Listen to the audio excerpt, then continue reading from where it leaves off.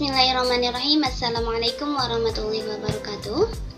Perkenalkan, saya Nisa Azka Nurhamsa, mahasiswi YIN Syekh Nurjati Cirebon, jurusan Tadis Matematika semester 5 kelas C.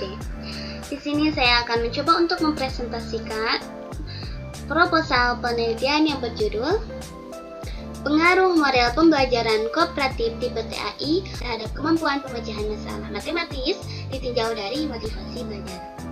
Video ini dibuat untuk memenuhi salah satu tugas mata kuliah metodologi penelitian bersama Bapak Dr. Budi Manfaat MSI. Latar belakang. Matematika itu memiliki peran yang sangat penting dalam dunia pendidikan dan juga perkembangan teknologi, di mana matematika digunakan dalam semua bidang kehidupan manusia, seperti halnya bidang kedokteran, bidang psikologi, maupun bidang ekonomi. Nah, pentingnya matematika ini mengharuskan peserta didik untuk memahami matematika itu secara mendalam. Hanya saja, tak banyak dari mereka yang beranggapan bahwa matematika itu pelajaran yang sangat sulit, sehingga mereka enggan untuk belajar matematika, dan kurangnya motivasi ini membuat siswa kesulitan dalam memecahkan masalah matematis. Hal inilah yang menjadi tantangan setiap guru untuk merubah mindset siswa pada pelajaran matematika. Model pembelajaran menjadi salah satu cara guru untuk mengorganisasikan kelas sehingga siswa dapat memahami matematika dengan baik. Hanya saja, faktanya guru itu cenderung menggunakan model pembelajaran konvensional, atau guru lebih mendominasi pada pembelajaran dibandingkan dengan siswanya, sehingga siswa itu kurang aktif dalam pembelajaran. Itu menurut Mukti, Wandiraye, dan Pamungkas 2017.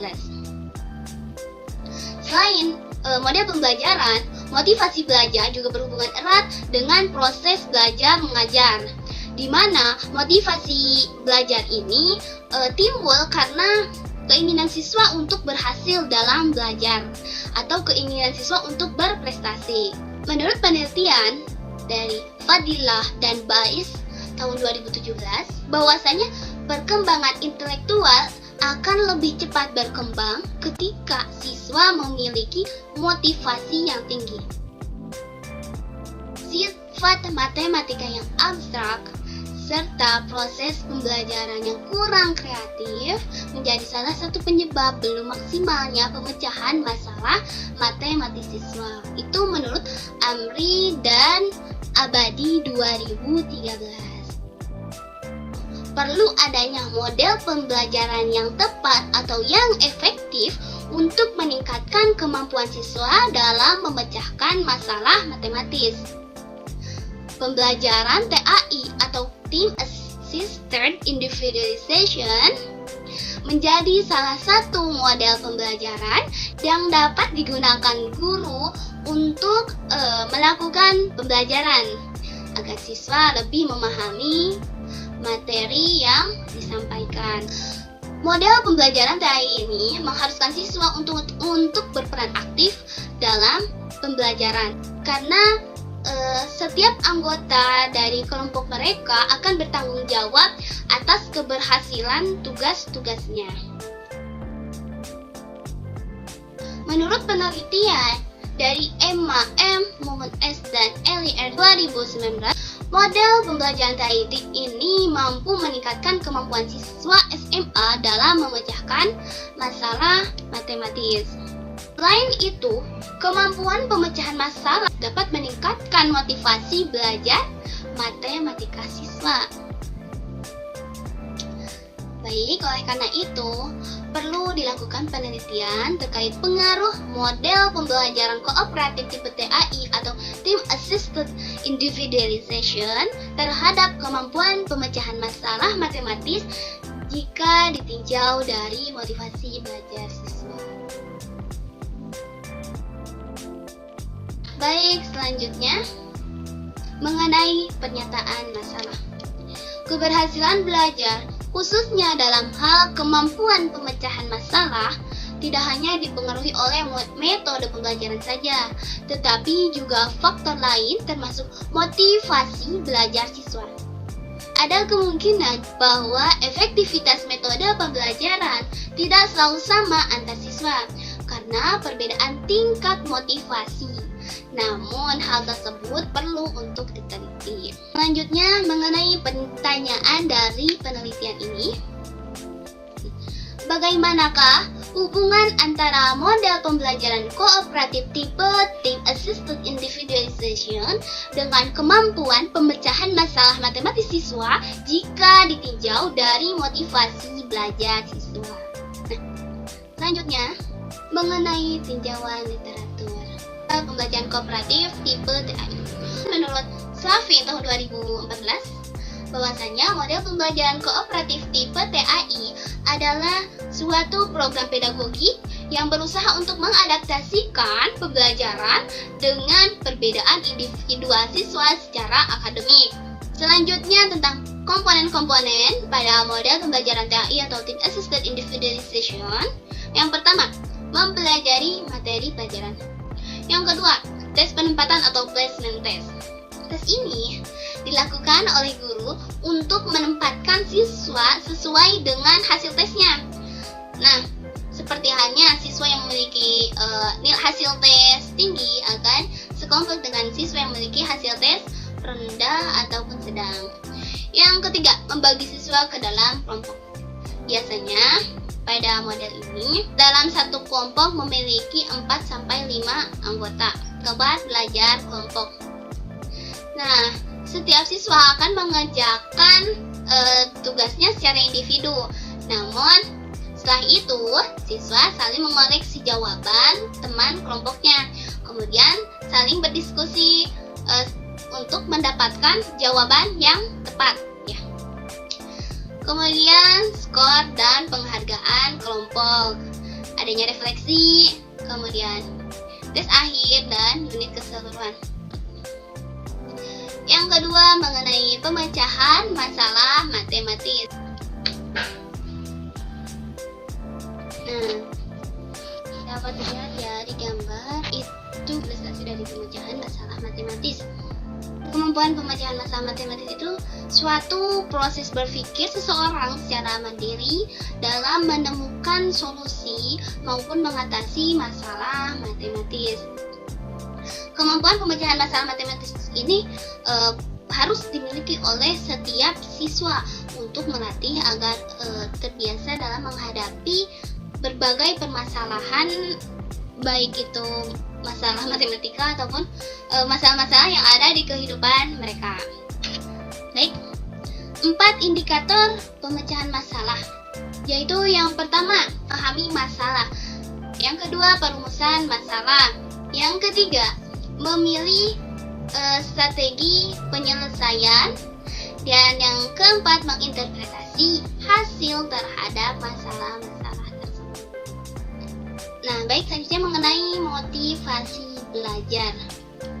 Dapat dilihat ya di gambar bahwasanya ada siswa yang sedang bingung, ada siswa yang sedang semangat dalam belajar, dan sebagainya ya. Jadi, motivasi adalah perubahan energi dalam diri pribadi seseorang yang ditandai dengan timbulnya perasaan dan reaksi untuk mencapai sebuah tujuan. Motivasi belajar ini dipengaruhi oleh 2 faktor. Yang pertama, faktor intrinsik, dan yang kedua itu faktor ekstrinsik.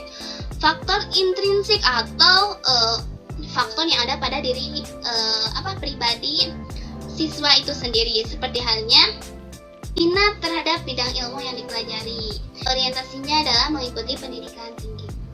Yang kedua, faktor ekstrinsik. Nah, faktor ekstrinsik itu berarti faktor dari luar ya yang mempengaruhi motivasi belajar si anak. Contohnya, kualitas guru dalam mengajar. Yang kedua itu metode pembelajaran yang digunakan. Yang ketiga, kondisi dan suasana ruang kelas. Ya, tentu saja ketika kondisi atau ruang kelasnya itu kurang nyaman, maka siswa pun akan malas gitu untuk belajar, sehingga motivasi belajarnya itu rendah. Yang keempat, fasilitas perpustakaan yang dapat dimanfaatkan oleh siswa.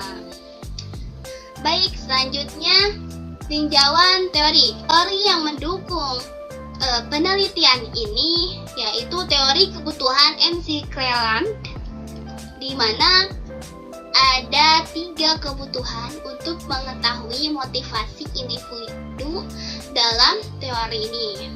Yaitu yang pertama, pencapaian, yaitu dorongan untuk berusaha keras untuk berhasil. Itulah yang namanya pencapaian, atau bisa disebut dengan prestasi.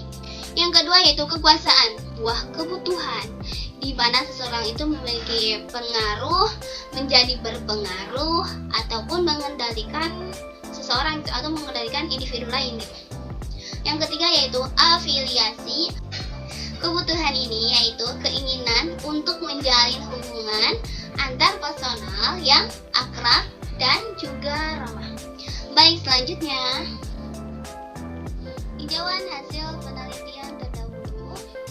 Yang pertama, penelitian yang dilakukan oleh Wang Sitrikusti dan Heni Puji Astuti. Jadi, ketika siswa memiliki motivasi belajar yang tinggi, maka siswa juga akan mampu memecahkan masalah matematis. Menurut Emma Masaulani, Mumun Syaban, dan juga Eli Retnaningrum, bahwasanya model pembelajaran TAI atau Team Assisted Individualization itu memberikan pengaruh positif pada peningkatan pemecahan masalah matematis siswa. Hipotesis dari penelitian ini bahwasanya model pembelajaran kooperatif tipe Team Assisted Individualization ini berkorelasi positif pada peningkatan kemampuan pemecahan masalah matematis jika ditinjau dari motivasi belajar siswa. Baik, selanjutnya mengenai desain dan metode penelitian. Desain yang digunakan yaitu desain eksperimental, di mana akan diadakan sebuah eksperimen dengan digunakannya model pembelajaran konvensional pada kelas X dan juga model pembelajaran kooperatif tipe TAI pada kelas Y. Selain itu juga akan diadakan sebuah tes pada setiap siswa. Nah, selain itu penelitian ini juga dirancang oleh pendekatan kuantitatif, di mana nantinya akan dilihat seberapa besar pengaruh model pembelajaran kooperatif tipe TAI ini pada pemecahan masalah siswa jika dilihat dari motivasi belajar siswa. Metode penelitian. Teknik pengumpulan data yang digunakan yaitu teknik pengukuran dengan mengukur kemampuan siswa dalam memecahkan masalah. Yang kedua yaitu teknik wawancara, yaitu tanya jawab dengan narasumber untuk diminta keterangan atau pendapatnya terkait suatu hal yang dibutuhkan peneliti. Yang ketiga yaitu studi pustaka, dengan menemukan beberapa teori yang dibutuhkan oleh peneliti untuk permasalahan dalam penelitian ini. Yang keempat, menggunakan pengamatan secara langsung ke lapangan. Adapun instrumen pengumpulan data pada penelitian ini yaitu tes hasil belajar dan skala motivasi siswa. Nah, tes hasil belajar ini dilakukan untuk mengetahui apakah model pembelajaran TAI ini berkorelasi positif pada peningkatan pemecahan masalah ataukah tidak, serta skala motivasi untuk melihat motivasi siswa dalam belajar matematika. Dan instrumen yang digunakan yaitu seperti handphone, laptop, alat tulis, dan buku referensi. Ketiga yaitu sumber data. Data yang didapat itu bersumber dari data primer, didapat dari hasil tes dan skala, yaitu menggunakan pengamatan secara langsung, serta data sekunder yang bersumber dari jurnal-jurnal terdahulu. Baik, selanjutnya mengenai populasi dan sampel. Populasi pada penelitian ini yaitu siswa-siswi MTS Rancah, serta sampelnya yaitu siswa-siswi kelas 7A dan 7B di MTS Rancah. Teknik analisis data pada penelitian ini yaitu korelasi product moment atau person.